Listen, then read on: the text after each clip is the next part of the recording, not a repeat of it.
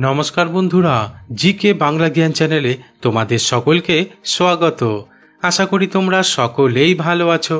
আজকের প্রথম প্রশ্ন, পৃথিবীতে এমন কোন গ্রাম আছে যে গ্রামে সূর্যের আলো আয়নায় প্রতিফলিত হয়ে আলোকিত করে?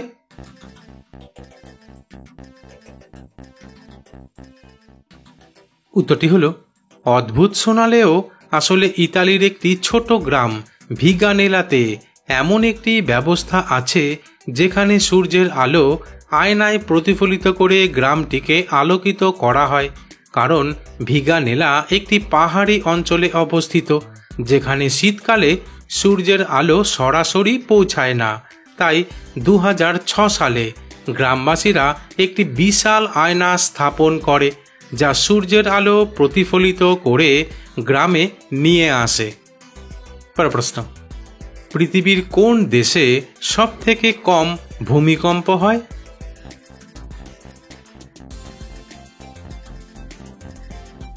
উত্তরটি হলো পৃথিবীর প্রায় সব দেশেই কম বেশি ভূমিকম্প অনুভূত হয়েছে, তবে কিছু দেশ বা অঞ্চল রয়েছে যেখানে ভূমিকম্পের সম্ভাবনা অত্যন্ত কম বা প্রায় নেই বললেই চলে, যার মধ্যে অন্যতম হল কাতার।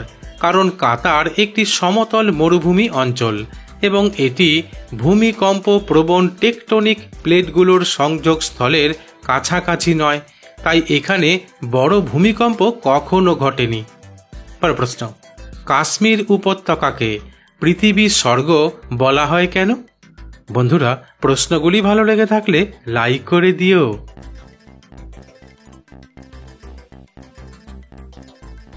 উত্তরটি হলো কাশ্মীর উপত্যকাকে পৃথিবীর স্বর্গ বলা হয় মূলত এর অপূর্ব প্রাকৃতিক সৌন্দর্যের জন্য।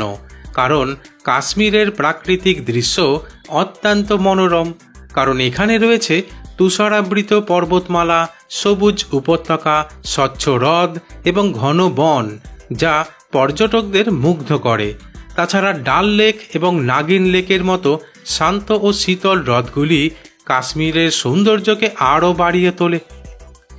প্রশ্ন, মিথ্যা কথা ধরার জন্য কোন যন্ত্র ব্যবহার করা হয়?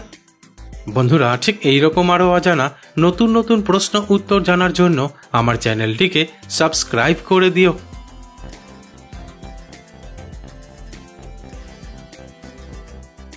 উত্তরটি হলো মিথ্যা কথা ধরার জন্য পলিগ্রাফ মেশিন ব্যবহার করা হয়, যা সাধারণত লাই ডিটেক্টর নামে পরিচিত। আসলে পলিগ্রাফ মেশিন একজন ব্যক্তির শারীরিক পরিবর্তন পর্যবেক্ষণ করে।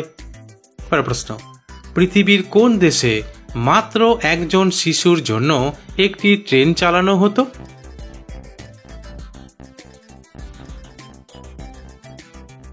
উত্তরটি হলো জাপান হলো সেই দেশ যেখানে মাত্র একজন শিশুর জন্য একটি ট্রেন চালানো হতো।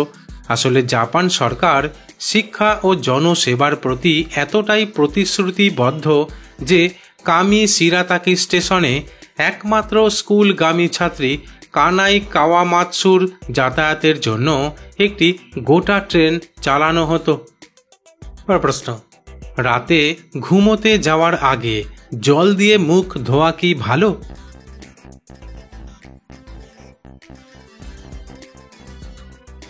উত্তরটি হলো রাতে ঘুমোতে যাওয়ার আগে জল দিয়ে মুখ ধোয়া খুবই ভালো অভ্যাস এবং এটি ত্বকের জন্য উপকারী। কারণ সারাদিন ধুলাবালি, দূষণ ও ত্বকের প্রাকৃতিক তেল ত্বকের উপরে জমে থাকে, যা ব্রণ ও ব্ল্যাক হেডসের কারণ হতে পারে। তবে ঠান্ডা জল দিয়ে মুখ ধুলে চোখের চারপাশ সতেজ অনুভব হয় এবং ডার্ক সার্কেল কমাতে সাহায্য করে। প্রশ্ন, খাবার খাওয়ার সময় অনেক মানুষই কাঁচা নুন খেয়ে থাকে, কিন্তু কাঁচা নুন বেশি খেলে কি হয়?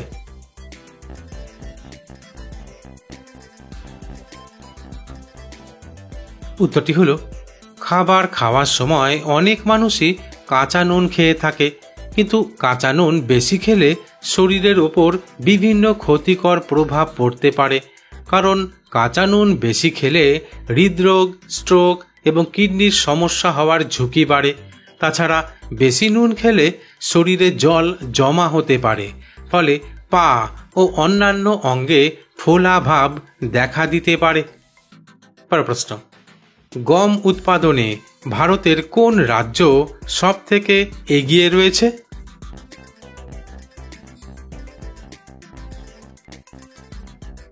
উত্তরটি হল ভারতে গম উৎপাদনে সবচেয়ে এগিয়ে থাকা রাজ্য হল উত্তরপ্রদেশ রাজ্য।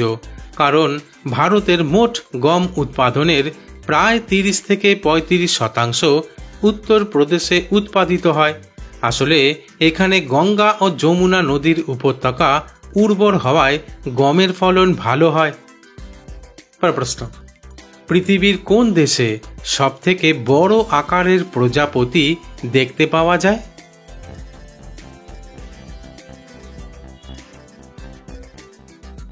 উত্তরটি হল পৃথিবীর সবথেকে বড় আকারের প্রজাপতি হল কুইন আলেকজান্দ্রা বার্ড উইং, যা দেখতে পাওয়া যায় পাপুয়া নিউ গিনিতে।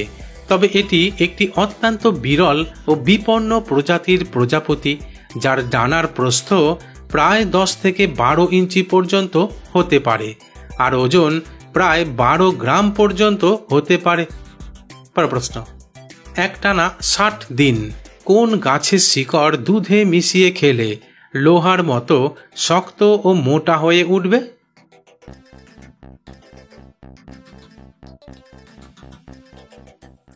উত্তরটি হল একটানা 60 দিন জিনসেং গাছের শিকড় দুধে মিশিয়ে খেলে।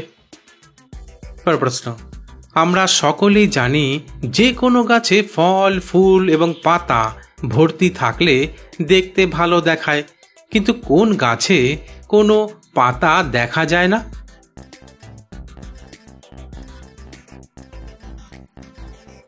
উত্তরটি হল আসলে এমন কিছু গাছ রয়েছে যেগুলোর পাতা প্রায় অনুপস্থিত বা খুবই ছোট, যা দেখলে মনে হয় গাছে কোনো পাতা নেই। আর এর প্রধান কারণ হলো এই গাছগুলো এমন পরিবেশে জন্মায় যেখানে পাতার মাধ্যমে অতিরিক্ত জল বেরিয়ে গেলে তাদের বেঁচে থাকা কঠিন হয়ে পড়ে। তবে এই সমস্ত গাছের মধ্যে অন্যতম হলো স্বর্ণলতা গাছ, ক্যাকটাস গাছ, ঝাউ গাছ। প্রশ্ন, কোন নদীকে সিকিমের জীবন রেখা বলা হয়?